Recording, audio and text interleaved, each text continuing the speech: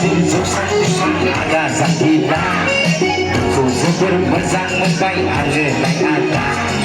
गोजौ गिदिर जौसां आदा जाहैला खौ जोबोर मोजां मोनबाय आङो नाय आदा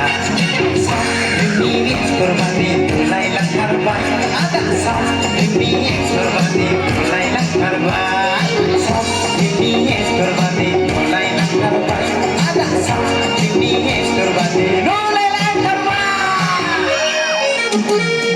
आंखौ गिलु बालु मानो सिखना बेलाय सेंग्राफोरखौ उल्था प्रपज खालामनाय आंखौ गिलु बालु मानो सिखना बेलाय सेंग्राफोरखौ उल्था प्रपज खालामनाय लोबादि नुलाय लांथारबाय सावनि लोबादि नुलाय लांथारबाय लोबादि नुलाय लांथारबाय लोबादि नुलाय लांथारबाय